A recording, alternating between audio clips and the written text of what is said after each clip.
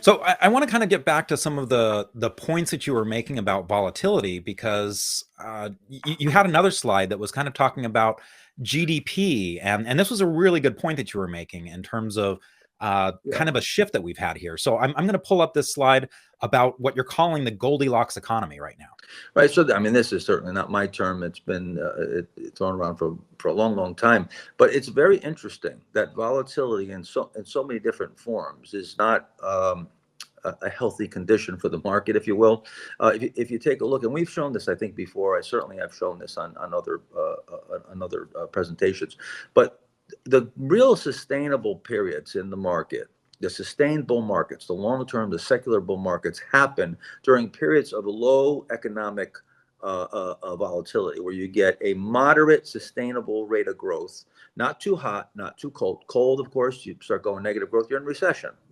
When you start getting up 4, 5, 6%, especially 5 to 6% or higher, that's getting into overheating and getting into inflationary levels. So when you can stay in that very tight range, again, the market doesn't like high volatility, even when it comes with economic statistics. When you look at real GDP, that 2, 3, 4, 2, 3% is a sweet spot.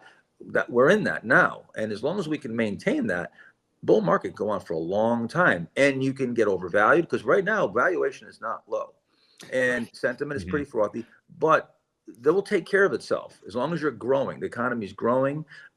You'll have more and more companies that will come on online as far as in their own cycle and be delivering earnings and will be underlooked because we have so many companies in a stock market that not everything could be efficiently followed, and there'll be merchandise, especially when you've got an entire area like the mid caps and small caps that have been ignored for a decade or more. I assure you, there's some value there, and that's Right. where that could keep this going. But if you fall into a recession, well, that's a different story, and that's where the concern is right now, that the Fed is behind the curve and we're going to slip into a recession as opposed to a soft landing. Mhm. Yeah, but in the end, it's kind of like the beginning of 2023 when the most expected recession. We were all 100% Yeah. sure that a recession is going to happen. I mean, the beauty is we're going to see it in the stocks, and there, and you kind of alluded to this, Mark. There are tons of setups. It's been a long time that I've seen so many It's stocks tons. setting up, and how broad based it is too. Oh, it's tons of setups. Tons. If you're short-term trading, the quick pops, you're making a fortune right now because there's so many stocks breaking out. There's not a lot of follow through and big moves. That's true. So the shorter term, the swing trade, I look at it as a couple levels of swing trading. There's that real short term. There's day trading. There's really short term trading, and then there's sort of two stages of swing trading. The swing traders that trade the 8, 9, 10, 12% moves, and then the ones that trade the 20, 30, 40, 50% moves. And then you go into longer term, investing, if you will. So I think if you're in that shorter term, that first day, short term traders to, the 8 to 10% traders, you're killing it right now. Mhm.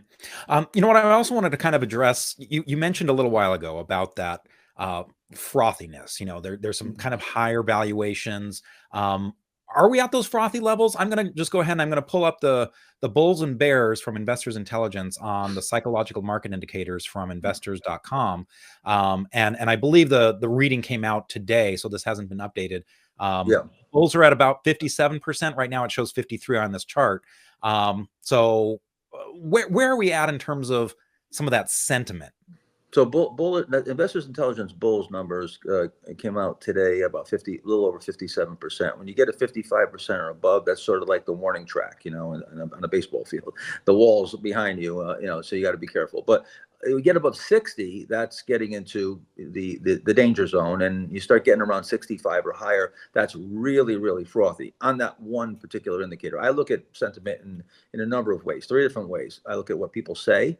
That's surveys like this. I look at what people do. That's put ratios, things like that. And put ratios are down right now. There's not a lot of put buying. There's not a lot of fear there, but it's not at really suppressed levels, so it's sustainable. And then you look at what the market's actually doing, and that's looking at the volatility in the VIX, and that's showing some fear here too. So taking that all into account, we're not super frothy. There's another thing I look at for longer term. That's margin debt, which is not super frothy either, although it's in the mid, it's sort of like the sentiment. It's, you know, up in the upper levels. And then IPOs and secondaries. So, when you get, and I haven't seen like a real frothy IPO, that's when you really get into those blow off Right.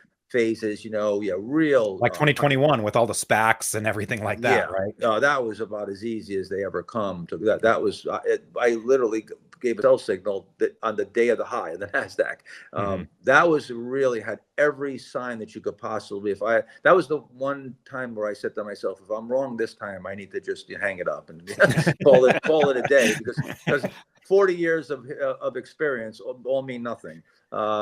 But and that was the same in the 1990 bull market, that topped in 2000. Froth, there's tons of froth, so many companies coming public, so many secondaries and you can also look at stock splits when there's an excessive number of stock splits. So you take all that in consideration, and that's sort of the overall sentiment picture. Looking at all that right now, we're not at like super nosebleed danger levels. Just as a kind of quick follow-up on that margin debt issue, I mean, that's something that I've studied, and I really think it's there's something there. But I kind of wonder, with all of the leveraged ETFs now, leveraged stocks, more option activity, there's just zero DTE now. There's so many different ways that people are kind of getting leveraged.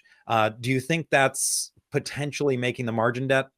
So what you're saying is what a lot of people have said, that some of these readings are skewed, and they're not reflecting. And that's also in sort of like options where you get OEX options and a lot of hedging. So you tend to want to look at, when you look at the data, you want to look at stock only data if you can isolate it. Even like put call ratios, I want to look at the stock only puts, as opposed to, I don't want to look at index puts, because like you said, there's hedging that goes on there. There's a lot of hedging, and so to a certain degree, yes, but this is why you don't hang your hat on any one. There's no magic indicator. You got to look at the weight of evidence, and when it really comes down to it, then you have to use what I call differential disclosure. Is if everything's so bullish, everything's so great, are stocks setting up? Are they breaking out of bases?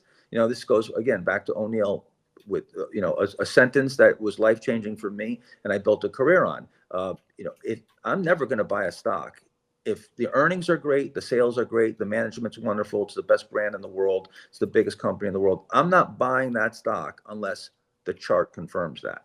Because O'Neill said, if the company's so great and the management's so great and the earnings are so big, why is the stock got a 33 relative strength and hitting the lows? That doesn't make sense. That's what I call differential disclosure. I talk about this in all my books, and differential disclosure is just it's a forensic accounting term, where you look at what's reported to shareholders and what's reported to the SEC and what is on the tax returns, and you look and see if there's discrepancies.